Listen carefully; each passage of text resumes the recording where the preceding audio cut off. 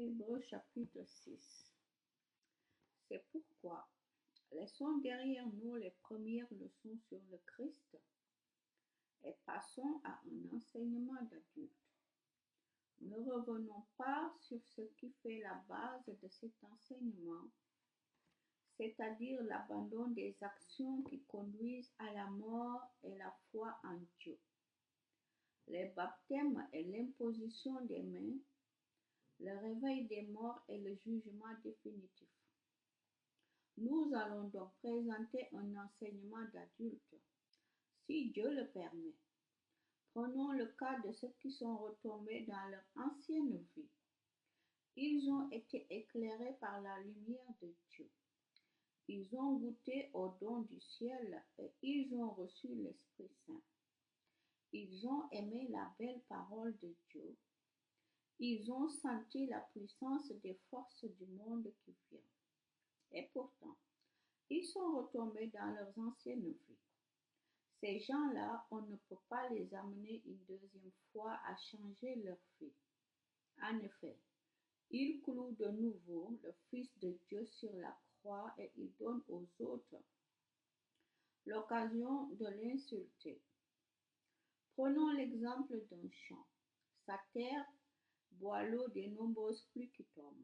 Elle produit des plantes utiles à ceux qui la font cultiver. Alors, Dieu bénit cette terre, mais si elle produit des buissons d'épines et des chardons, elle ne vaut rien. Dieu va bientôt la rejeter et on finira par y mettre le feu. Nous parlons ainsi, mais en même temps, nous sommes sûrs que vous, frères et sœurs très aimés, vous êtes sur la bonne route, celle qui conduit au salut. Dieu n'est pas injuste. Il ne peut pas oublier ce que vous faites ni l'amour que vous avez montré pour lui.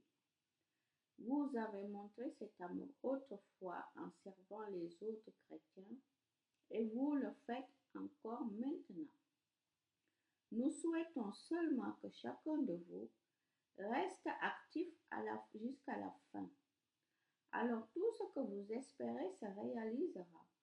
Ne devenez pas paresseux, mais vivez comme ceux qui croient et qui sont patients. Ceux-là reçoivent les biens que Dieu a promis. La promesse de Dieu ne peut pas changer. Quand Dieu a fait la promesse à Abraham, il l'a faite avec un serment. Mais personne n'était plus grand que Dieu pour être témoin de ce serment. Alors Dieu l'a fait par lui-même. Il a dit, oui, vraiment, je te bénirai et je te donnerai une grande famille. Abraham a attendu avec patience et il a reçu ce que Dieu lui avait promis. Quand les gens font un serment, ils ont besoin d'un témoin plus grand qu'eux. Le serment rend leur parole sûre et ainsi, on ne peut plus dire le contraire. Avec Abraham, c'est la même chose. Sa famille devait recevoir les biens promis par Dieu.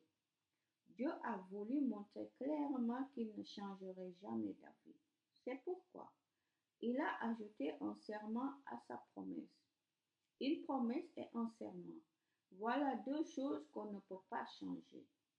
Dans sa promesse et dans son serment, Dieu ne peut donc absolument pas mentir et cela nous encourage beaucoup. Ainsi, nous avons tout laissé pour saisir l'espérance qui nous est offerte.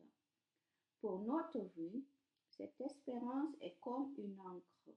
Elle traverse même le rideau du temple dans le ciel et elle est fixée solidement. C'est là que Jésus est entré avant nous et pour nous. Il est devenu grand prêtre pour toujours à la façon de